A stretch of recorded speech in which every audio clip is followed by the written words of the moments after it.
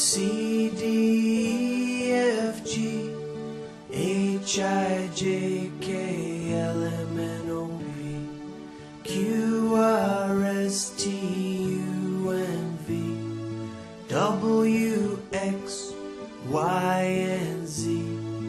Now I know my ABCs, 26 letters from A to Z. When we first found out that we were pregnant, so exciting. And it just so happened that he had just left for his deployment. We had been waiting for months for this pregnancy. We had had many unsuccessful pregnancies prior to this. I was super excited seeing the test, and I just wanted to call him. I found out right before I deployed. I was actually in the airport getting ready to go overseas when she called me on my cell phone to let me know that the pregnancy test was positive. And then I got on a plane and deployed. A couple days after, because we were working with the fertility specialists in Womack, we were able to see our babies on ultrasound babies because there was more than one baby. Just so thrilling for us. That doubled our joy. I was so nervous to tell him that it was twins. We were, just so excited. So excited for one healthy baby, and then we had two. It went along seemingly without a hitch, and they didn't detect any problems. In August, Sarah called me because the doctors had talked to her and they had found complications, and they were worried, and they ran some extra tests on her, and they determined that our little girl had anencephaly. At the time, I had no idea what that meant. I knew it was serious because the Red Cross contacted my commander, and they brought me home immediately. Within a day, I was back in the States at the hospital with Sarah. I went in for the ultrasound, and they told me that one of our babies, we didn't know which one or the sexes at that point, but one of our babies had anencephaly, which is the most severe form of a neural tube defect where just the top of their head does not grow, and it's a fatal diagnosis for the baby. Because there was such limited research and resources, we weren't really sure on what to do because we had twins and we wanted what was best for our other baby as well. Through more ultrasounds through Womack and going up to UNC to different specialists, we learned that we had one baby boy and then a baby girl with anencephaly. She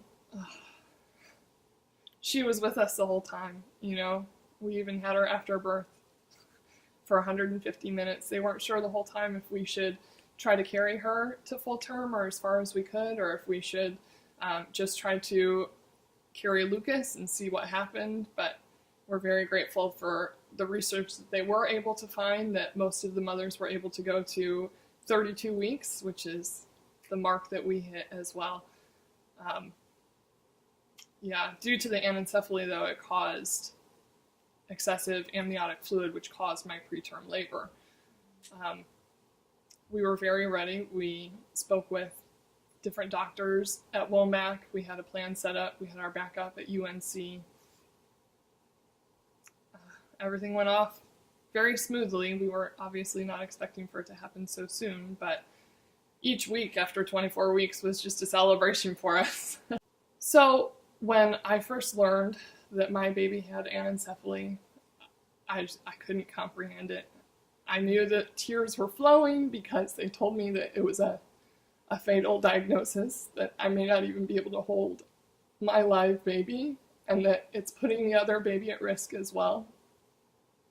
I spoke with a chaplain that day, and I spoke with other nurses, and it's one of the worst feelings in the world to know that my baby wouldn't survive. And just for them to be so uncertain on Lucas's fate was also very, very scary for us. We were just looking for information left and right on what to do. Everything was so uncertain, they couldn't give us any definite answers because cases with twins with anencephaly are so rare. We also felt that was our little girl, and we had hope that she would survive and she would fight. And we had seen documented cases between hours and years of babies surviving. And we opted to believe that she would fight for years. She became part of our family. She is part of our family.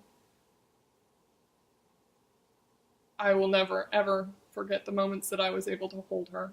I still have her ashes now. We're able to carry her and keep her through all of our moves and everywhere that we go with the military. So we continued the pregnancy. At 32 weeks in November, we had our first date night. I thought, hey, we're doing so well. Let's go out and celebrate. I was tired from a long work week, but we went to the movies and we went out to see the movie Thor. And evidently, Lucas and Mary Ruth just couldn't wait any longer. They needed to see the movie too. I went to bed that night just thinking, oh, I'm a little uncomfortable. I'll just drink some water and I'll wake up and everything will be lovely.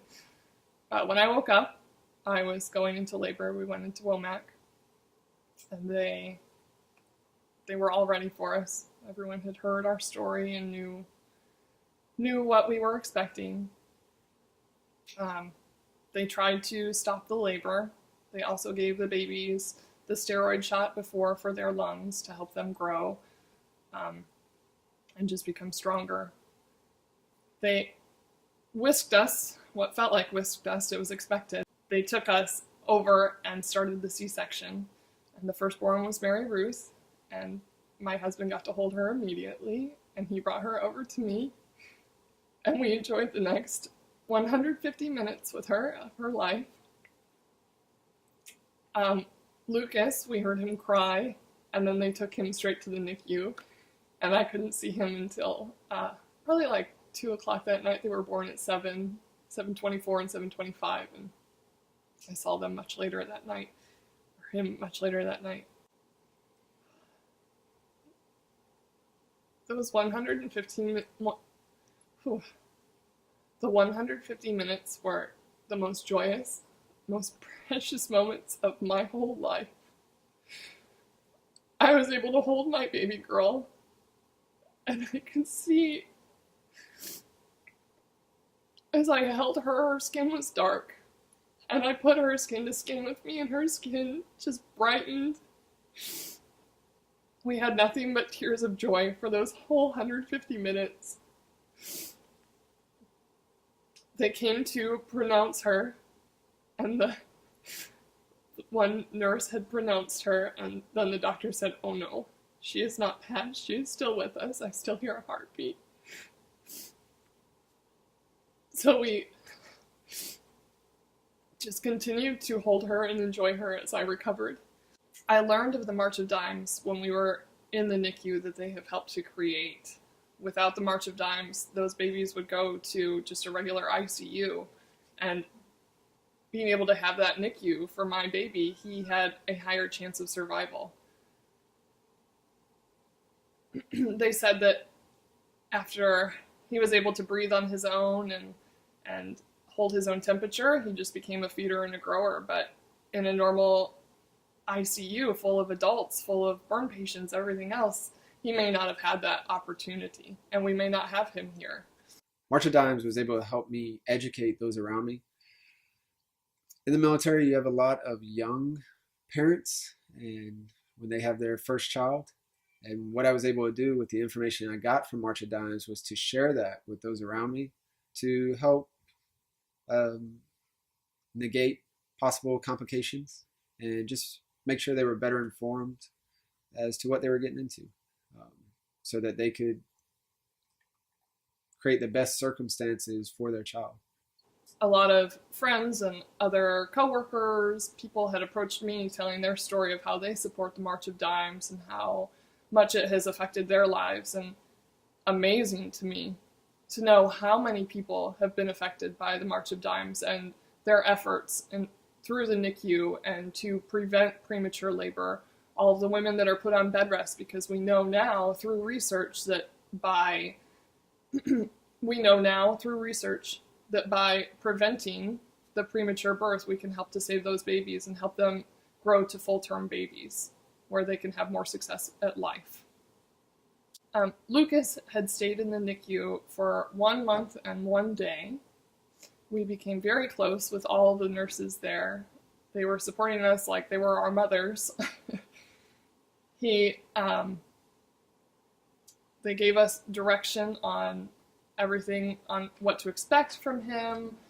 The nurses and the doctors there would daily, multiple times a day, sit with us, tell us what to expect, things that were normal, things that were not normal from premature babies, long-term effects of premature babies. They were just our support system there. Without their specialized knowledge, I would have been a basket case and terrified of what was going on with my son, because every time that those alarms went off, our eyes would shoot up to the screen and what's wrong with our baby? But they were there to soothe us and know, this is happening and this is normal that he is. He just needs a reminder to breathe every once in a while, and they just kept telling us he's not supposed to be here yet. So they were very reassuring, and they had tons of information for us, sent us home with pamphlets and everything else. And knowing through donations that the March of Dimes, just $100, $200, helps hundreds of families receive that information, and peace of mind is amazing. Information is power. So knowing that you have that information, it will help prevent more premature births and infant mortality, right?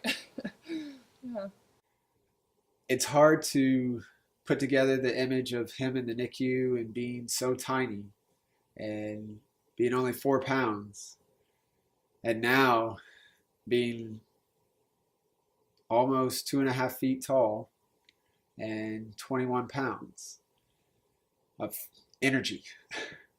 He is nonstop smiles, constant smiles, and just looking at him brightens our day. He is amazing. We were so terrified with him, so small in the NICU, didn't know what to expect, and now he's had physical therapy, and he's graduated from physical therapy, and all the doctors are saying, oh, he's just doing wonderful, you should stop worrying, because I'm a mother and I'll always worry, but he has come leaps and bounds. Now he's crawling, he's cruising on furniture, he is all over the place into everything, which is just what we want. Yeah. And yeah, even starting to babble and give us consonants now, and yeah, amazing.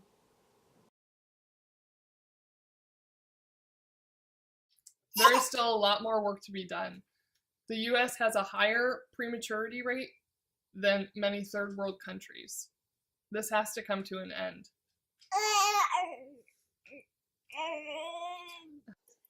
Thank you, March of Dimes, for giving us our son Lucas and for providing the research to help prevent and end premature birth and infant mortality. Your efforts are really appreciated.